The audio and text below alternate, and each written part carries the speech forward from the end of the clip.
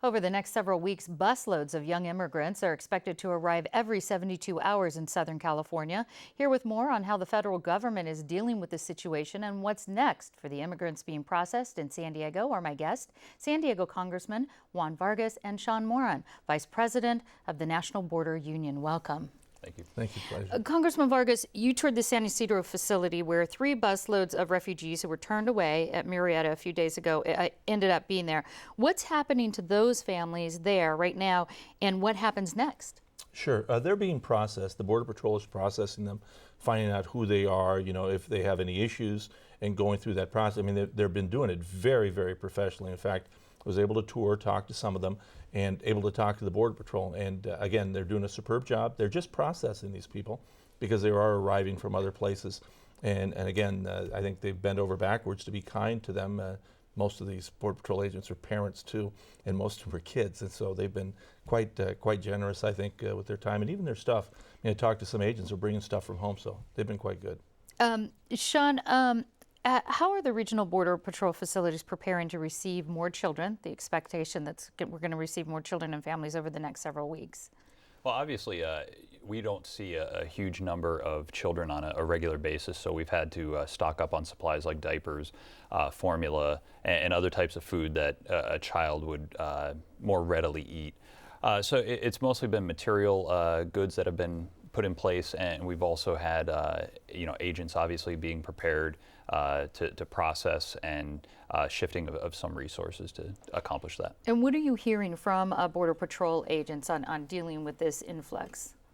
Well, there's concerns nationwide that we're taking away from our border enforcement duties. These people do have to be processed, as the Congressman said, but our concern is that our agents will not have enough backup. It'll put them at risk. And in some areas like the Rio Grande Valley in South Texas, the cartels are taking full advantage of that lack of manpower in the field. Are you seeing an influx of cartel and drug trafficking across international borders? We're seeing an overall general increase. Here in San Diego, we have seen more unaccompanied juveniles coming through some of the areas than we would normally have, but we're not seeing a huge influx like the Rio Grande Valley has. And I wanted to get back talking about the families again, Congressman. What happens to these children and these families once they're processed? Where do they go? Well, I don't know the whole process, to be frank, but I do know the ones I've talked to. My understanding is they'll be processed here. They will then have to go before a judge, a magistrate, to find out if they in fact have any reason why they can't stay, and if not, they will be deported. How that process all unfolds, I don't really know, to be honest with you. I've only seen what I've seen, and that is how we handle them both in Imperial County and here in San Diego. And so I don't really know the rest of the process. And earlier this week, protesters in Murrieta illegally blocked access to 3 busloads of immigrants, and more protests are expected at that border facility tomorrow. What is your response to the genuine concerns about having refugees processed at nearby border stations? I think it's absolutely outrageous that those buses were stopped, that federal agents were prohibited from doing their job. The Border Patrol has figured out that the best way to move some of these people is to put them at Murrieta so they can have more Border Patrol agents on the border and protect themselves.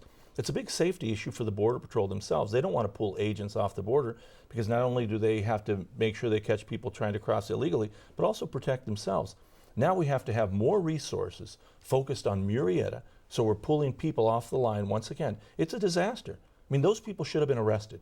If they're standing in front of federal agents doing a job, and they're preventing the federal agents from doing their job, they should have all been arrested. They're making the situation worse. They're making it more dangerous for the Border Patrol along the border because we have to process these people. We have to process whether you're a juvenile, whether you're a mother, whether you're a horrible drug cartel. You got to process these people. And when they make it more difficult, they make the job of the Border Patrol more dangerous. Let me ask both of you this, and I'll start with you, Sean, if you could, in a sentence. Tell me, what would you like to see the government do to help handle this situation as we're moving forward? I think the top thing the administration can do is they need to close this loophole. We are rewarding people for breaking the law. Their goal is to get here to this country, and we're just facilitating that by releasing them once they've been processed. And that needs to stop, and I think then we would be able to get more of a handle on this situation and then change the laws permanently. And the same question to you, what do we need to do moving forward? Oh, we have to have comprehensive immigration reform. I mean, until you have some system that works, it's not going to work. And that's what we're seeing right now. It's just going to get worse, so we have to have some form of process where people can come legally. Otherwise, this is what you're going to have. All right. Well, for more coverage on the child immigrant crisis, go to kpbs.org. I want to let folks know that. And Congressman Juan Vargas and Sean Moran, thank you so much. Thank you. Thank you. Appreciate it.